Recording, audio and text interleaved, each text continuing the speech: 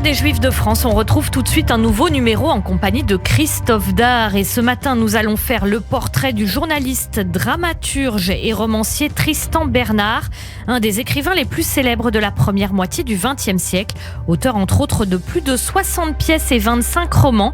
De son vrai nom, Paul Bernard touche à tout, passionné de politique, de cyclisme et amateur de chevaux. Il est également resté célèbre pour ses jeux de mots et autres mots d'esprit, y compris sous la période de l'occupation où il échappe de peu à la Shoah. C'est donc la vie d'un esprit libre et excentrique que vous nous racontez aujourd'hui, Christophe. Eh oui, Paul Bernard, né à Besançon dans le Doubs en 1866, dans une famille juive alsacienne aux origines russes et polonaises. Son père s'appelle Myrtille Bernard, négociant, entrepreneur de construction par la suite. Et sa mère, elle s'appelle Emma Ancel. Tristan naît dans la même rue que jadis un certain Victor Hugo, 64 ans plus tôt. Et il aura d'ailleurs ce bon mot parmi les nombreux qui vont jalonner sa carrière. Je cite: « Nous sommes nés tous les deux à Besançon, tous les deux dans la grande rue, lui au 138, moi plus modestement au 23. » Il sera fier de ses origines juives et dira avec l'humour qui le caractérise: « Non seulement je suis juif, mais mes moyens me permettent de ne pas être israélite. » Paul Bernard quitte Besançon pour Paris à l'âge de 13 ans et fait ses études au lycée Condorcet où étudie la jeunesse de la bourgeoisie juive parisienne. Oui, exactement. Rappelons d'ailleurs quelques noms de futures personnalités prestigieuses qui ont fréquenté les bancs de ce lycée du 9e arrondissement de la capitale et dont nous avons d'ailleurs fait ou nous allons faire le portrait dans notre émission quotidienne. Henri Bergson, Victor Bach, les frères Halévy ou encore Marcel Proust, Georges Mandel et plus tard Raymond Aron et Claude Lévi-Strauss. Pour Paul Bernard, étudie ensuite à la faculté de droit, il fait son service militaire dans les Dragons auquel le général Boulanger, alors ministre de la guerre, a autorisé le port de la barbe. Après son service, Paul décide de la conserver et cette longue barbe ne le quittera plus et fera le bonheur des caricaturistes. Et il se destine d'abord à une carrière d'avocat et puis finalement ça ne lui plaît pas trop, alors il se tourne vers la direction d'une usine d'aluminium. Pas longtemps non plus, car notre homme en fait est un touche-à-tout qui a deux passions. D'abord l'écriture et puis ensuite le vélo, pratique alors en plein essor. On ne parle pas d'ailleurs de cyclisme, on dit le vélocipède, comme l'attestera la création du Tour de France quelques années plus tard, ce sera en 1903. En 1891, âgé de 25 ans, Paul Bernard entre dans une revue littéraire et artistique de sensibilité anarchiste, La Revue Blanche. Ce bimensuel sera l'un des premiers titres à prendre position en faveur du capitaine Dreyfus quelques années plus tard et qui accueillera dans ses rangs le jeune Léon Blum, futur président du Conseil. Et les deux hommes deviennent amis, d'autant qu'ils travaillent tous les deux au même service, si on peut dire, à la rubrique des sports.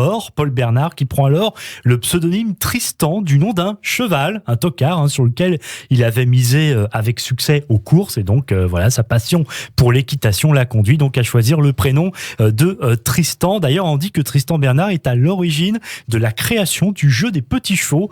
Tristan Bernard également à la tête d'un vélodrome, féru de boxe, il en sera même arbitre. Et en parallèle, il commence à se faire remarquer dans le milieu littéraire. En 1899, il publie son premier roman, Les Mémoires d'un jeune homme rangé, dans lequel il dresse une critique humoristique et subversive de la vie des bourgeois de son temps. Au théâtre, il écrit jusqu'à 3 pièces par an, certaines commandées et jouées à la Comédie Française. Il devient célèbre pour ses jeux de mots et aussi pour ses mots croisés. Il contribue aussi largement au genre policier qu'il va populariser par son recueil, par exemple Amant et voleur, mais aussi avec plusieurs romans comme L'Affaire Larcier ou Secret d'État, qui est le récit d'un complot contre le souverain d'un État imaginaire.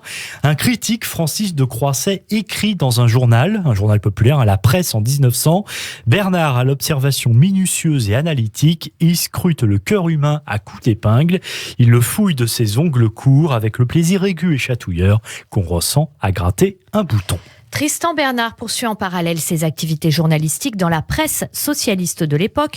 En 1904, il fait partie de la première rédaction de l'Humanité, le journal fondé par Jean Jaurès. Il est aussi l'un des premiers à écrire dans le Canard enchaîné pendant la Première Guerre mondiale, qui vient tout juste d'être créée.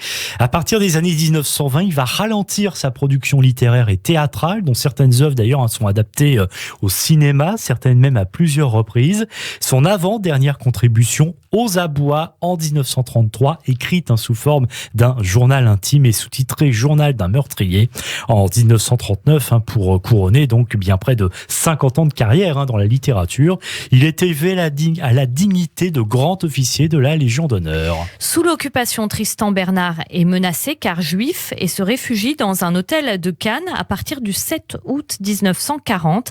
Ses amis le pressent de partir en Amérique, mais Tristan Bernard refuse. Il aura d'ailleurs ces bons mots: à mon âge, on ne découche plus, et d'ajouter: savez-vous que je figure dans le Petit Larousse? On n'arrête pas quelqu'un qui figure dans le dictionnaire. Il dira aussi: comme c'est triste d'avoir si peu d'occupation dans un pays si occupé, ou bien encore à propos des Allemands, en 1914 on disait on les aura, et bien maintenant on les a. Hélas, en 1943, Tristan Bernard est arrêté dans son hôtel de Cannes par la Gestapo ainsi que sa seconde épouse, Agathe Marcel Reiss, dite Mamita. Et la suite est racontée par le journaliste François Divot dans l'émission Au cœur de l'histoire sur Europe 1 en 2016. Lorsque les Allemands viennent jusque sur la Côte d'Azur pour arrêter les Juifs, c'est Alois Brunner lui-même, un des plus sinistres nazis, qui était un des lieutenants d'Eichmann et d'Hitler, qui vient et qui s'est fait accompagner d'un médecin qui était interné à Drancy, un juif également qui était interné à Drancy, mais comme il était médecin, il l'avait amené avec lui pour ausculter les personnes qu'il allait rafler, si on peut dire, emmener en déportation. Tristan Bernard est plutôt bien traité par rapport au sort qu'ont pu subir d'autres personnes, eu égard justement à sa notoriété. Néanmoins, Tristan Bernard prétend ne pas pouvoir bouger, ce qui est totalement faux.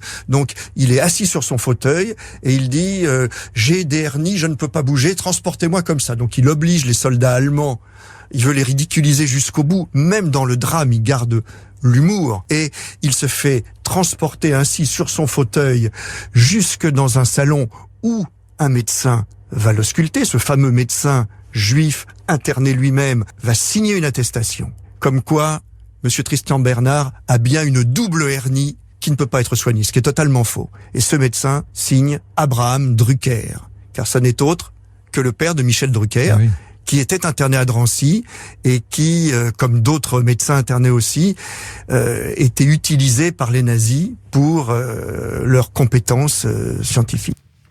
À son départ pour Drancy, Tristan Bernard a cette phrase: « Jusqu'à présent, nous vivions dans l'angoisse, désormais nous vivons dans l'espoir ». Il ajoutera aussi sur les Juifs: « C'est aujourd'hui une communauté réduite aux aguets ». Et dans ce désespoir, l'humour est bien effectivement le seul échappatoire. Et lorsqu'on lui demandera: de quoi avez-vous besoin, monsieur Bernard, il répondra: d'un cache-nez. Célèbre phrase. Heureusement, il est libéré quelques semaines plus tard, en octobre 1943, grâce à l'intervention de Sacha Guitry, le fils de Lucien Guitry, qui a été un ami proche de Tristan Bernard et de l'actrice Arletty.